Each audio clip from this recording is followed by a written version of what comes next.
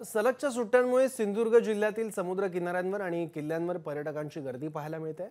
सिंधुदुर्ग किल्ल्यावर छत्रपती शिवाजी महाराजांचं शिवराजेश्वर मंदिर पाहण्यासाठी पर्यटकांनी गर्दी केली आहे। याचा आढावा घेतला आमचे प्रतिनिधी सदाशिव लाडणी। सलगच्या सुट्ट्यांचा आनंद लुटण्यासाठी देशभरातील पर्यटक कोकणातील समुद्र किनाऱ्यांना पसंती देताना पाहायला मिळत आहेत। मी सध्या आहे मालवणमधील दांडी समुद्र किनारी आणि आपण पाहत असाल तर मालवण जेटी परिसरात सिंधुदुर्ग किल्ल्यावर जाण्यासाठी पर्यटकांची तोबा गर्दी या ठिकाणी पाहायला मिळते।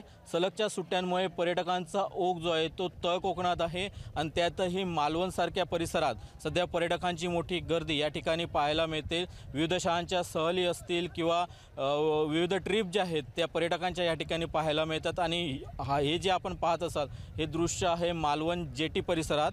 या ठिकाणावरून सिंधुदुर्ग किल्ल्यावर जाण्यासाठी प्रवासी होडी वाहतूक आहे ती सुरू केलेली आहे आणि मोठ्या संख्येने पर्यटक सिंधुदुर्ग किल्ल्याला भेट देताना पाहायला मिळतात।